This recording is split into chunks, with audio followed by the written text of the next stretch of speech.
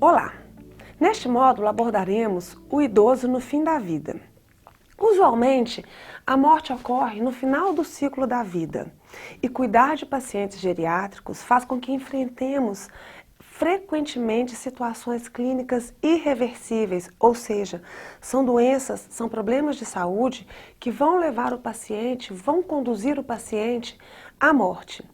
Isso então é considerado como algo normal, pensando que essas pessoas atravessam as últimas etapas de suas vidas carregando um grande número de patologias, um grande número de doenças crônicas, como por exemplo o câncer, o AVC, a depressão, o Parkinson, a demência de Alzheimer, a diabetes, a hipertensão. Então, ou seja, são doenças que ela tem um longo percurso e são doenças que não terão cura. Nesses casos, a redução da vitalidade ela é progressiva, como vocês podem ver no gráfico. Então, quando surgem as doenças crônico-degenerativas, a gente vai perceber uma diminuição rápida na reserva homeostática e na vitalidade do paciente. Então, até que o organismo entre em falência absoluta e isso seja incompatível com a vida.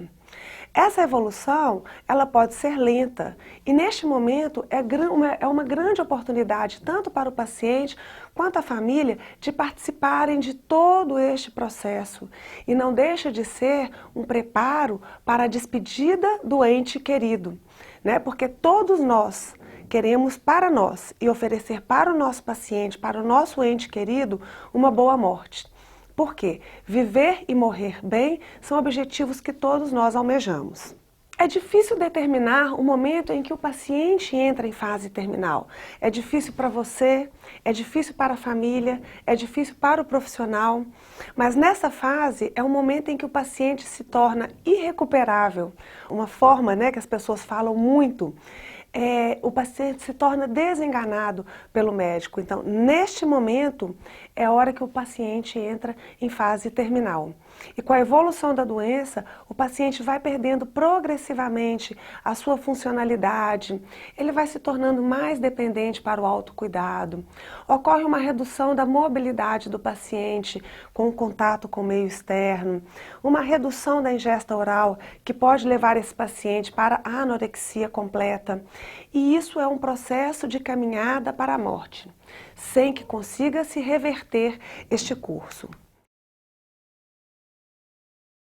Alguns sentimentos são muito comuns, como a insegurança, o medo e a ansiedade. Geralmente eles tomam conta de todos os envolvidos deste processo, da família, do cuidador, do próprio paciente e até mesmo dos profissionais, que às vezes acompanham esse paciente por um longo período.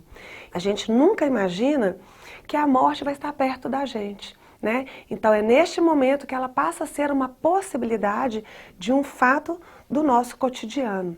Então o cuidador neste momento, ele deve direcionar toda a sua energia para o conforto do paciente e do seu familiar.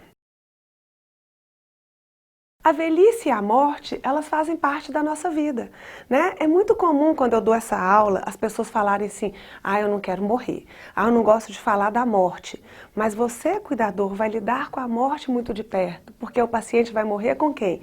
Com você, é com a gente, da equipe de saúde. Então você tem que estar preparado para isso. E para eu lidar bem com a morte do outro, eu tenho que pensar na minha própria mortalidade, né? Então nós podemos até escapar da velhice, mas da morte ninguém vai escapar. Qual que é a única certeza que nós temos na vida? A morte. E quem não fica velho é a pessoa que morreu cedo, né? Que também ninguém quer. Por isso, fica aqui uma dica para você. Nós da área da saúde, que trabalhamos com envelhecimento, que vamos estar muito próximos da morte, devemos pensar na nossa mortalidade e devemos principalmente estudar e ler sobre a tanatologia, que é o estudo da morte. Trabalhar com o envelhecimento e com a morte é nos colocarmos em estado de escuta e disponibilidade. Então, em muitos momentos, escutar é muito mais importante do que falar.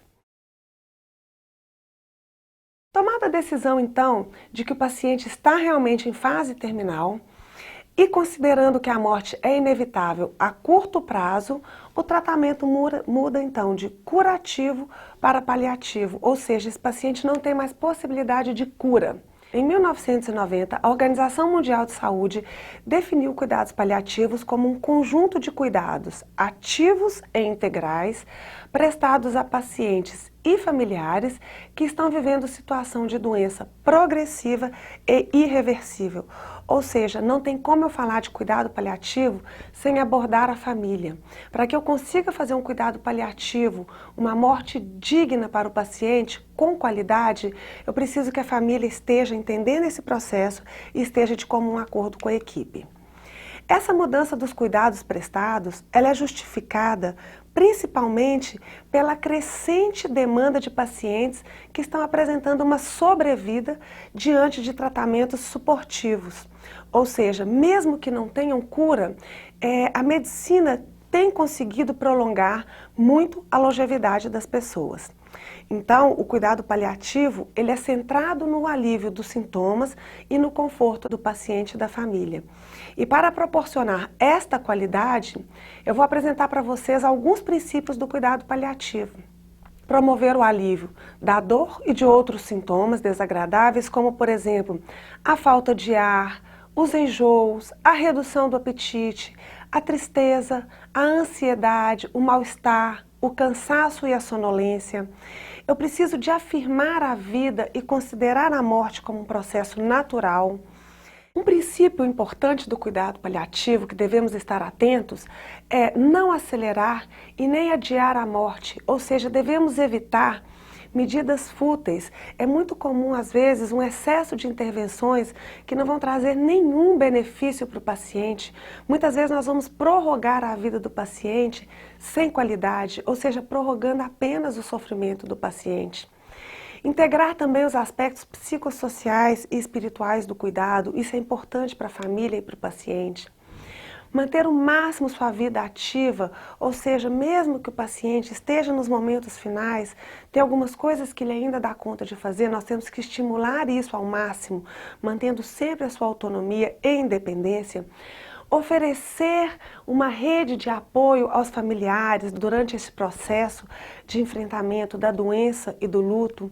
A abordagem multiprofissional é extremamente importante para suprir todas as necessidades dentro deste contexto, né? E aplicar esses cuidados integrando a outras terapias, como por exemplo, a quimioterapia ou a radioterapia, desde o início precoce da doença. Os portadores de câncer e de doenças crônico-degenerativas são a grande maioria dessa população a quem eu estou me referindo. Então, nós vamos ver agora dois gráficos que vão mostrar para a gente a evolução do paciente com câncer sem cura.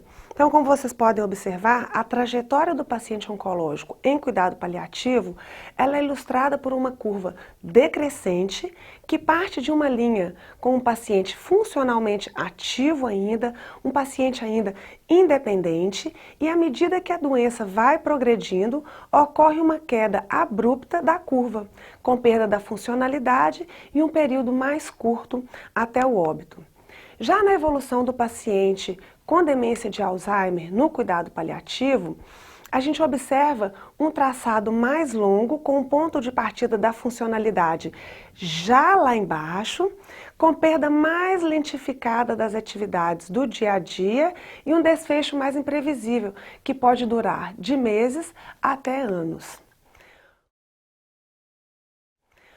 O cuidar, então, desses pacientes implica em conhecer a doença de base e entender a sua evolução.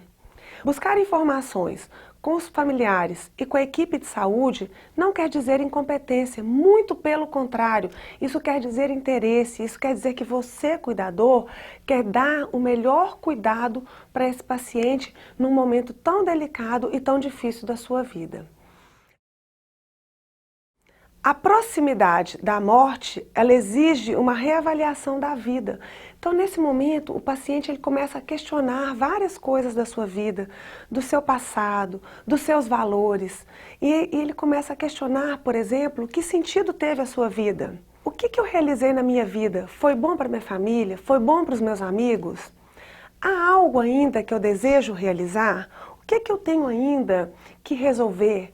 Então, todos esses questionamentos são levantados neste momento da morte. Alguns sinais de desconforto também aparecem nesse momento. Então, o cuidador tem que estar bem atento a esses sinais e trazer medidas de conforto. Então, por exemplo, as faces de dor. O paciente que não se comunica mais, a gente tem que estar muito atento à face de dor, a caretas, a gemidos. Às vezes ele pode tocar repetidamente uma parte do corpo, quer dizer que ali ele está tendo algum incômodo. O choro, a tensão para a distensão abdominal, falta de ar, cansaço, excesso de secreções respiratórias, às vezes a retenção de urina, então o paciente começa a urinar menos, isso pode estar causando um desconforto para ele. A ausência de evacuação também a gente tem que estar atento. E deve-se respeitar o tempo todo a autonomia e independência do idoso durante todo este processo, sempre mantendo uma supervisão contínua, mas deixando que o idoso tome as suas decisões e respeitando o que ele deseja naquele momento. Neste processo, também é importante estarmos atentos aos cuidados com a pele, aos cuidados gerais, aos cuidados de higiene com o paciente, a hidratação, a troca de fralda, a mudança de posição no leito, sempre deixar o paciente com roupas confortáveis, lençóis bem esticados, colchões adequados que lhe tragam conforto, a pesquisa diária de lesões na pele, avaliar o couro cabeludo, a higiene oral, atenção para o frio, né? Não deixar o paciente sentir frio. As massagens de conforto, né? Fazem parte dessa assistência completa. A musicoterapia hoje em dia está tendo um efeito muito satisfatório. Então, às vezes, colocar uma música baixinha, uma música calma, uma música que possa trazer um relaxamento para o paciente. A harmonia também deve estar presente nesse momento, né? A família, o cuidador, o paciente, a equipe de saúde devem estar todos em harmonia. A realidade da perda iminente do ente querido e o convívio com esta situação da debilidade também gera um grande sofrimento para a família. Um sofrimento físico e principalmente um sofrimento psíquico, né? Que altera a rotina dessa casa. É comum chegarmos na casa de um paciente que está em fase terminal e aquela casa está parecendo um hospital, está parecendo uma enfermaria. Então isso muda todo o contexto da família. É importante redistribuir os papéis, cada um tem um papel importante, né? Cada um tem um papel que ele dá conta. Não é o que eu acho que está certo. É o que a família dá conta, cada um tem sua tolerância, seu grau de aceitação. Vai ter um aumento dos gastos financeiros neste momento. Então, nesse momento, o cuidador não pode ser invasivo e deve respeitar a privacidade e o sofrimento de cada um. Tanto para o paciente quanto para a família deve-se escutar, mais do que aconselhar, como já foi falado anteriormente. Jamais reprimir o choro. O paciente está num processo de morte, ele sabe que ele vai morrer. Então o choro é uma forma de expressão, tanto do paciente quanto da família também, que está perdendo o pai, a mãe, o parceiro, o companheiro de anos. Então isso vai gerar um sofrimento e o choro é importante neste momento. E principalmente respeitar a religiosidade do paciente. Nos últimos instantes de vida, o paciente pode ter momentos de oscilação, de agitação, inquietude, confusão mental, ou pode ter momentos de sonolência, redução dos movimentos. Neste momento, é comum também os ruídos respiratórios devido à dificuldade de mobilizar as secreções, as extremidades podem se tornar frias, o pulso fino e a pressão pode ficar baixa, até mesmo inaudível. O que fazer neste momento? Então, em primeiro lugar, o cuidador deve reconhecer estes sinais e manter a calma, pois nós já sabemos, e você já foi orientado pela equipe, que isso vai acontecer, porque o paciente está em um momento terminal. Comunicar primeiramente com a família e com o profissional que está atendendo esse paciente. Algumas medidas medicamentosas devem ser iniciadas, então provavelmente o médico já vai ter deixado prescrito alguns remédios para aliviar esses sintomas, como a dor, como a falta de ar. E também existem algumas medidas não farmacológicas, como por exemplo, colocar esse indivíduo em posição de conforto, abrir a janela para melhorar a ventilação, a hidratação dos lábios, o aquecimento das extremidades, e neste momento é importante que a família esteja sempre próxima do idoso, porque é a família que é seu ponto de apoio, é o amparo, são as pessoas que ele gosta, as pessoas que ele confia.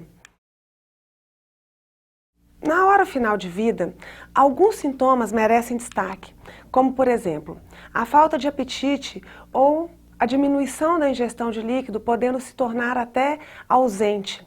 O doente pode não conseguir mais se alimentar e já não aceita mais a dieta. Então, neste momento, é importante que o cuidador hidrate os lábios do paciente. Eu posso passar na boca do paciente uma gazinha molhada, pingar um pouquinho de água na boca dele. Nesse momento, os cubos de gelo podem aliviar o paciente. A imobilidade também vai estar presente, o doente não vai conseguir mais se movimentar, então deve se movimentá-lo cuidadosamente, mas assim, neste momento, a mudança de decúbito, ela é mais associada ao conforto do paciente do que para evitar as lesões de pele. Neste momento, essa prevenção de lesões já não tem tanta prioridade e tanta importância. A sonolência também, o idoso praticamente vai estar sonolento e dormindo durante todo o tempo. Pode se comunicar precariamente, abre os olhos com muita dificuldade e momentaneamente, voltando a dormir novamente. Mantenha sempre neste momento um ambiente calmo, silencioso, tranquilo. Ao conversar com o paciente, toque nele, fale baixinho, perto dele. Alguns tremores musculares podem aparecer, que são os abalos involuntários, eles são comuns nessa fase. A dor, né? A dor é o sintoma mais temido pelas pessoas. Ninguém quer sentir dor, ninguém quer ter dor no momento da morte. E é importante o cuidador ter conhecimento que existem hoje em dia vários medicamentos para a dor, inclusive a morfina. Existem muitos mitos em cima da morfina que você, cuidador, deve procurar saber. Deve saber exatamente, a morfina vicia? Não, a morfina não vicia. A morfina deve ser dada em doses corretas, retiradas gradualmente. Muitas vezes a gente ainda vive num país em que as pessoas morrem com dor, sendo que existem medicamentos apropriados para isso. Então, a morfina na hora certa, na dose correta, ela só vai trazer benefício para o paciente. Então, procure se informar, você cuidador, familiar, converse com o médico sobre isso. Mesmo que o paciente não manifeste a dor, porque muitas vezes ele pode não estar falando mais, mas atenção para a afeição de dor, e em qualquer sinal de dor que não seja apenas relatando, a gente já deve iniciar a medicação. O colapso periférico também é comum, que é caracterizado pela palidez cutânea, as extremidades vão ficar frias, e isso é um sinal muito clássico dos últimos momentos da vida. E não deve provocar pânico, você já está orientado pelo profissional, pelo médico, que isto vai acontecer. Né? A alteração da cognição, ou seja, a memória e o raciocínio do paciente vão se deteriorar, as respostas são demoradas e às vezes inadequadas, o paciente pode ter algumas visões, alguns quadros de alucinação. O olhar do paciente pode estar mais vago, mais profundo, como se não estivesse olhando para nada, um olhar fixo. Pode apresentar também quadro de agitação ou sonolência profunda, que pode evoluir para um quadro comatoso. E é importante que você mantenha sempre os olhos do paciente lubrificados com a lágrima artificial, para evitar alguma lesão nos olhos. É comum também o que as pessoas chamam de sororoca, que é um ronco, é um evento que acontece muitas vezes pela incapacidade do paciente de deglutir a saliva ou outras secreções, né? É uma respiração ruidosa, às vezes ela incomoda muito a família, não são muitas pessoas que dão conta de ficar do lado do paciente neste momento, mas é importante que o familiar e que você, cuidador, estejam do lado do paciente neste momento, né? Isso é importante para ele. Nesse momento, mantenha a cabeceira elevada para melhorar a respiração, esse desconforto respiratório do paciente. E no ambiente hospitalar, deve-se evitar as múltiplas aspirações, né? Porque isso não vai trazer benefício para o paciente e pode até aumentar o seu sofrimento. E os benefícios dessa aspiração contínua, elas são questionáveis nesse momento da morte. O conforto espiritual deve ser incentivado tanto para o paciente quanto para a família, para ajudarem a lidar com a dor e com os diversos sentimentos que os afligem. Pode-se solicitar a presença do capelão ou de um assistente espiritual, independente de qual seja a crença religiosa da pessoa e da família. Isso melhora muito a qualidade de vida, ou seja, a qualidade de morte deste paciente. Permite que ele tenha certeza de que será acompanhado até o final de sua vida. E mais que isso, dá a ele uma segurança de que a sua família terá este amparo depois da morte, quando ele não estiver mais aqui, e que isso pode ajudar a família no processo de aceitação da morte e do luto. O atendimento espiritual, então, ele ajuda nas reflexões profundas, no conforto, a questionar os propósitos da vida daquela pessoa. É muito importante para o perdão, para o acerto de contas. O cuidador pode ajudar o paciente se solicitado, tá? Às vezes ele quer conversar com um familiar, uma pessoa que está longe, um filho que tem muito tempo que não vem. É importante para a qualidade de vida também e ajudar a nortear as decisões referentes ao tratamento e os desejos finais do paciente. O cuidado paliativo, então, ele reconhece que a cura espiritual e emocional pode ocorrer mesmo quando a cura física se torna impossível. A comunicação é extremamente delicada nesse processo e auxilia no entendimento real da situação em que o paciente se encontra. Deve-se respeitar a cultura, as crenças, os valores, o modo de expressão e principalmente os sentimentos. Cada um vai reagir neste momento de uma forma diferente e isso deve ser respeitado. A comunicação não verbal, às vezes, ela é mais importante do que a comunicação verbal. Então é importante o cuidador tocar no paciente, o contato físico, o olho no olho, um aperto de mão muitas vezes quer dizer, eu estou aqui com você, eu vou ficar com você, eu não vou te abandonar. E para isso é importante nunca dar a sensação de pressa. Então, quando se vai fazer uma consulta a um paciente em fase terminal, o profissional tem que ter tempo para conversar, para tirar as dúvidas, para aliviar as angústias, né? Ouvir de forma afetuosa, transmitindo um sinal de acolhimento para o paciente. Os familiares devem estar perto e expressar também carinho, evitar conversas desagradáveis no ambiente. Então, vai discutir de herança, vai discutir de funerária, vão discutir assuntos desagradáveis fora do quarto, sem que o paciente escute. Às vezes o paciente está sonolento, mas ele está ouvindo tudo o que está acontecendo ao seu redor. Conversar carinhosamente com o paciente, mesmo que ele não esteja respondendo, ele não está respondendo, mas ele está ouvindo. Hoje em dia, vem crescendo muito a demanda de se morrer em casa, né? Então as pessoas têm questionado muito morrer no hospital, um ambiente frio, desagradável, ou morrer em casa, junto com sua família, na sua cama, no ambiente que lhe é familiar. Portanto, se no momento da morte a família não consegue aceitar este processo como um evento natural, se isso for muito sofrido, se isso for muito traumático para a família, é melhor que esse paciente morra no hospital. Se isso for o desejo da família, mesmo que não seja o desejo relatado pelo paciente antes. No momento da morte, a gente vai sempre respeitar os desejos do paciente, mas nós não podemos também excluir os desejos da família. Se a família não der conta desse processo, nós vamos levá-lo para o hospital. É necessário o respeito e a forma e o momento certo para iniciar os preparos com o corpo. O ritual funerário também ele é importante neste momento, que é o momento de despedida da família com o ente querido. Lembrando sempre que a morte é a despedida final da vida e, se possível, ela deve ocorrer num ambiente calmo, tranquilo, onde a gente possa celebrar a vida que se finaliza naquele momento. Então, como proceder no caso do óbito, principalmente se o óbito for no domicílio, né? Existem dois tipos de morte diferentes, que é a morte anunciada contra a morte súbita, né? Então, a morte súbita é, por exemplo, um infarto agudo do miocárdio, né? Um infarto fulminante que as pessoas falam, que pode ser desafiadora para toda a família, pois eles não tiveram tempo para trabalhar a ideia da terminalidade e do luto. Já na morte anunciada, a família está se preparando no decorrer daquele processo, no decorrer às vezes de anos, para aquela morte que está acontecendo.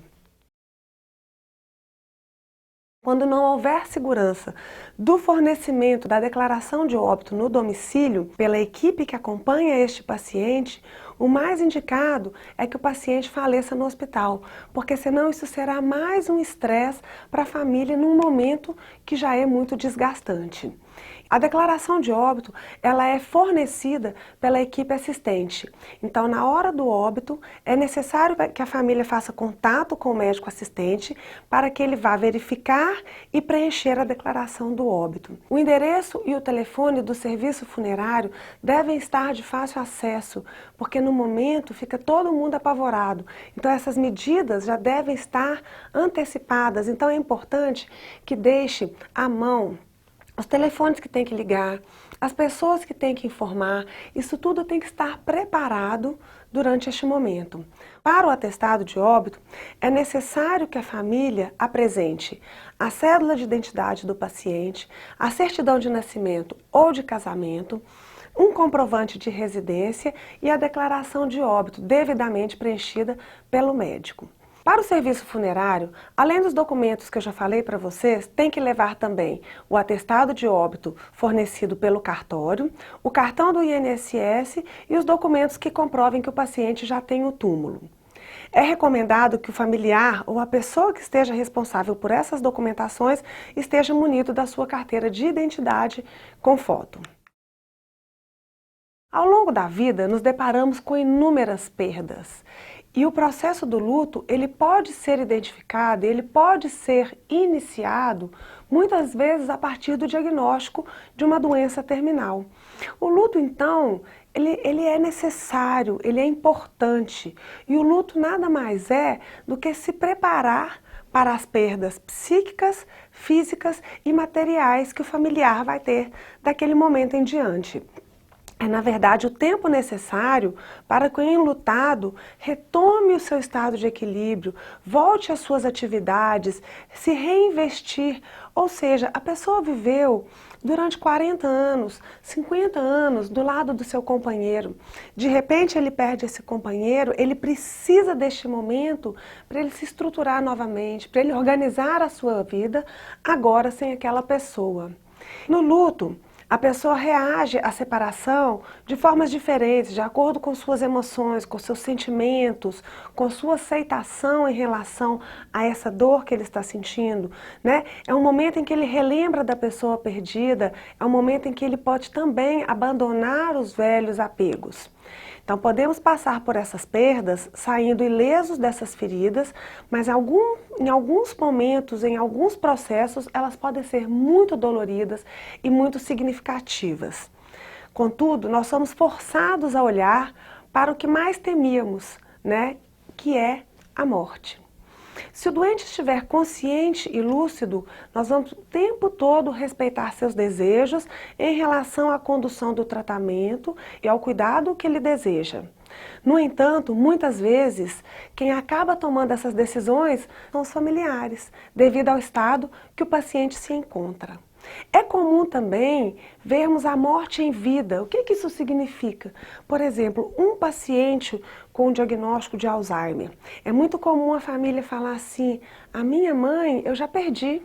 Essa que está aqui não é minha mãe. Então isso a gente chama do luto da morte em vida. A pessoa já está vivenciando esse luto há muito tempo, né? A morte em si não é tão significativa muitas vezes para essa família, porque a mãe dela, aquela pessoa que ela conheceu na infância, não está ali mais. Então, nesse momento, é importante reunir os familiares para que fique claro que a morte está chegando e definir com a equipe de saúde os cuidados que serão estabelecidos. Alguns pacientes preferem ficar sozinhos, se isolarem um pouco mais, ficarem mais consigo mesmo. E isso é uma característica da aceitação. O processo de aceitação da morte de cada um é diferente. A tristeza também não quer dizer depressão. A tristeza existe. Nós passamos por vários momentos de tristeza na nossa vida. E perder uma pessoa é um momento de tristeza muito grande. Portanto, se isso começa a se prolongar muito, se isso fica muito exacerbado, isso sim pode indicar uma doença e pode ser o sinal de uma depressão. Espero então que essa aula tenha contribuído para te ajudar a refletir sobre a sua própria mortalidade e a mortalidade do idoso que você cuida. O profissionalismo não deve excluir nunca as nossas emoções humanas no relacionamento cuidador-paciente. O fato de lidarmos muito com a morte não quer dizer que nosso sentimento diminui. Não, muito pelo contrário. Nós vamos sofrer, a gente sofre junto com a família, a gente sofre junto com o paciente, só que a forma que a gente lida com a morte é diferente. Muitas vezes sabemos que a morte para aquele paciente, ela vai ser um alívio e um conforto. Tanto o cuidador quanto a equipe que trabalha com o paciente à beira da morte precisa de um grande apoio, apoio de amigos, um momento para chorar, momentos para distrações. É importante que ele mostre os seus sentimentos e as suas emoções. Muito obrigada e até a próxima.